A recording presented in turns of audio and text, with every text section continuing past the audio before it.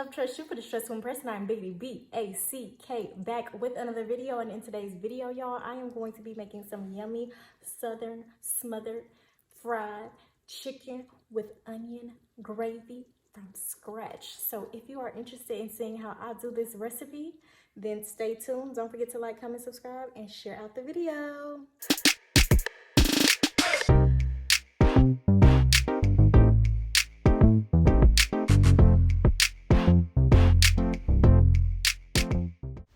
All right, you guys can already tell by how that intro went that I am hungry. So here I have my chicken breast, and I'm going to add some lemon, some vinegar, and some water to wash the chicken. And we're going to let that chicken sit and do its thing for a little bit while I get everything else going. Now, this recipe was inspired by Smokin and Grillin with AB. So if you don't know who that is, you need to go check out his channel. His smothered chicken and gravy recipe had me salivating. And it had 3.4 million views. I was like, you know what? I have to try this. It has to be good. There's no way for this to not be good. So let's get into the seasonings for the chicken. We have black pepper, minced garlic, paprika, chili powder, onion powder, oregano, salt. These are all the ingredients he used. He actually used some onion flakes, like dried flakes, rather than the onion powder, but I'm using what I have.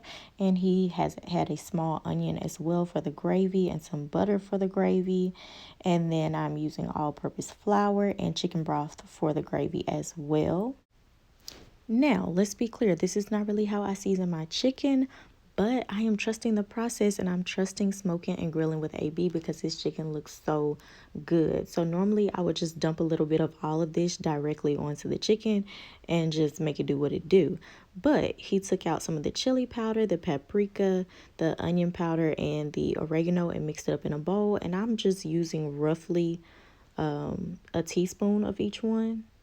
I can't remember if it was a teaspoon or a tablespoon. I think it was a teaspoon because I don't have a whole lot of chicken. And y'all, those spices smell bomb. You can see by the look on my face. Oh my goodness, it was smelling so good. Oh my gosh, it was smelling so good.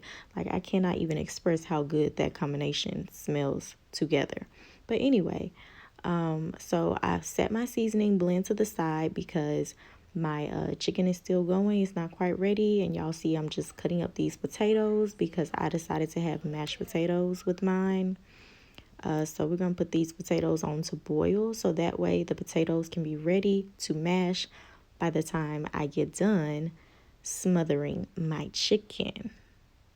You know, cooking is all about getting everything done at the same time at the very end. Y'all can see I had to toss that bad potato and cut me up another one. Now, I just put those in large chunks so that they can boil a little bit faster. And once again, be done once everything else is done. I added some salt to my boiling water, and then I'm tossing my potatoes straight in. And we are just going to let that pot do its thing. Now, we're going to go ahead and get into this smothered chicken. Grilling with AB used olive oil, but I'm actually going to be using vegetable oil because I know it will heat to a higher temperature. You have to be careful with that olive oil. You can't get it too hot. So, I added some of my vegetable oil into the pan. And now I am coating my chicken with this seasoning mix. Now, remember with the spices that we put into the bowl, there was no salt and no pepper. So in addition to adding some of that seasoning blend onto my chicken, Grilling and Smokin with AB also added some salt and pepper to the chicken. So I'm doing that as well. Also, he used chicken thighs, like with the bone in and the skin on. But once again, I'm using what I had and just trusting the process and hoping that it's going to come out good. Now, let's be clear. I already know how to fry chicken. I already know how to make onion gravy from scratch. Like, I already know how to smother chicken. But his recipe just looks so good and had me salivating so much. I said, let me see what the hype is really about. So, some of his techniques were a little bit different from how I normally do mine. So, I'm trying them out. But I want to clear that up. This is not my first time ever frying and smothering chicken and making my own gravy from scratch. Now, After I take my seasoned chicken out, I'm going to go ahead and add it into this flour. And you guys can see that I added the remainder of the seasoning blend into the flour. I do not normally season my flour. I season my chicken and then I put my chicken into just a plain flour batter. What do y'all do? Do y'all season the chicken and then season the flour as well? I don't know. Like, I try not to make my chicken too salty, but what I noticed is he did not add the salt and pepper into the seasoning blend. So the chicken didn't get salted twice. What we added into the flour had no salt. So that was a good little hack, and I really like that, and I probably will keep doing that. Now, a little trick, you can toss a little flour into your oil and see if it fries to check to see if your oil is hot enough. Of course, you can take a wooden skewer as well and put it in the oil and see if little bubbles come up, and that means that your oil is hot enough. I just feel like that was doing too much for the moment, so my oil is hot enough to fry my chicken. So I'm going to go ahead and start adding my chicken pieces into the oil, and we're going to let it do what it do. AB said about 4 to 5 minutes on each side, so that's exactly what I'm going to do. And he actually was using bone and skin on chicken, which will probably take a little bit longer than these thinly sliced breasts. Now, at this point, he covered the chicken, so I don't know how important that step is, but I do know from my own experience that that kind of helps to make the chicken be a little bit more moist and juicy. So it's been about 4 minutes, so I'm going to go ahead and flip my chicken over in that grease. And they are perfectly golden brown to perfection, and I'm going to cover them back up for another 4 minutes. Look how beautiful and crispy and perfectly golden brown. Ugh. Smell good. It's smelling good. It's smelling good. Good. We finna eat. We finna eat. So at this point in my life, I was just extremely hungry. Like, the hunger was real because everything smells so good. And I decided to let you guys see a little bit of my personality. And oh my goodness, like, I wish y'all could just smell the aromas that were coming out of my kitchen. So at this point, I'm taking my chicken out of the grease and I'm putting it on a baking sheet with a rack so that it can drain. If you don't have one of those, of course, you can always just put it on a piece of paper towel, which is what I normally do. But you want something where that grease can drain out of the chicken, where the chicken is not just sitting and saturating in the grease. Now I'm going to go ahead and chop up my onion. I don't think the onion has to be cut up a specific way, just however you like it. AB did not say that it had to be finely chopped or in large chunks. So I'm doing the onion the way we like it. I don't like the onion so much. My husband does like the onion.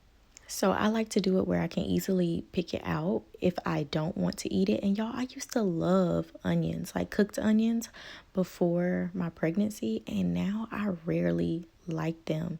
Like, I really can do without it. I'll pick it out and put it on the side, which is crazy to me. Has that happened to any of y'all? Now, there were just a few pieces of the chicken batter that were left over in the oil that were a little bit cooked too hard, and I did not want them to burn while I was sauteing my onions, so I pulled some of them out so that I wouldn't get like a bitter taste with my gravy. Something else that AB did was add some minced garlic into this, which I don't normally do for my own onion gravy. So 10 out of 10 recommend that as well. Add you a little bit of minced garlic with your sauteed onions, and now it is time to add the flour. Now, if I'm not mistaken, this was 1/8 of a cup, and I did 2 scoops to give you like a reference of how much flour I was using. And then from here, you want to whisk. As soon as you get that flour into the pan, whisk. Also, I forgot that AB added butter in here. So I had to go back and add that because I don't normally do that. I normally just do oil and flour. And then you want to just keep whisking this until your flour turns the color that you want your gravy to be. You do not have to use browning sauce.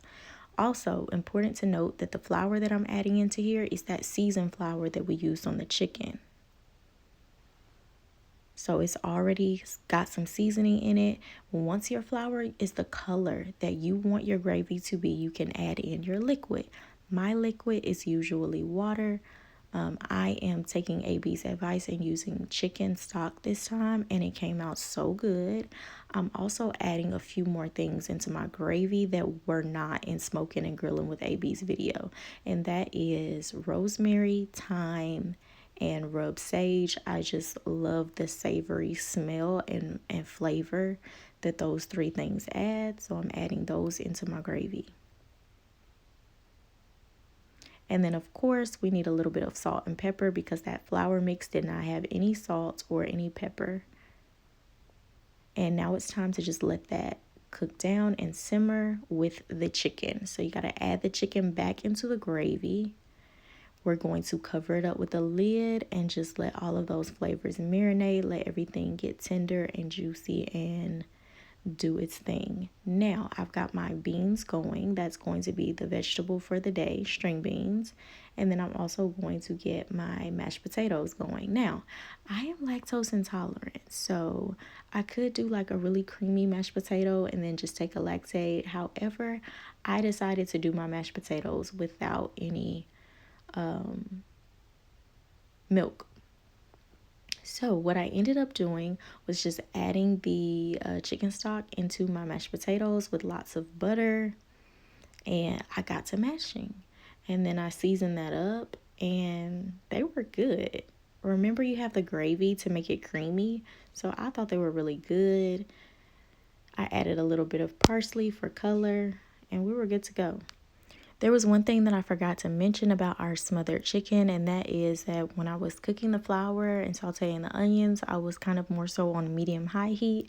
And then when I added the chicken back into the pan and covered the pan, I reduced the heat down to low. And yes, I know that that lid does not match that skillet. I had to make it do what it do. Mind your business. All right, here's a little shot so you can see how those potatoes came out. And it was a lot more potatoes than what it looks like. But moving on. Ooh, that chicken is looking good. I know y'all smell that when I open the pot. I know y'all smell that. So good. And now I'm just adding a little bit of parsley over the top of the chicken just for a little bit of color, which is the same thing that Smokin and Grillin with AB did. Y'all go check out his video. I am so serious. Do this recipe. You are going to go straight to sleep. Y'all, look at that gravy. Look at the onion gravy. Like, why? Lord, thank you for blessing this food that we are about to receive. Amen. Looks so good. Oh my goodness. Okay. It's time for a taste.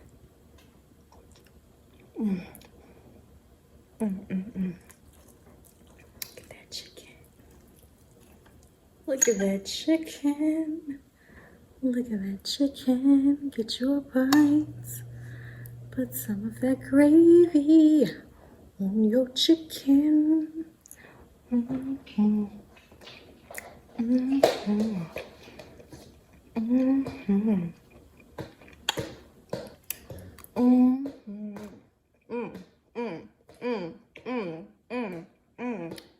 that make you twerk. Food that make you twerk. Okay, let's cut to a photo that's getting a little bit out of hand. Thank you guys for watching.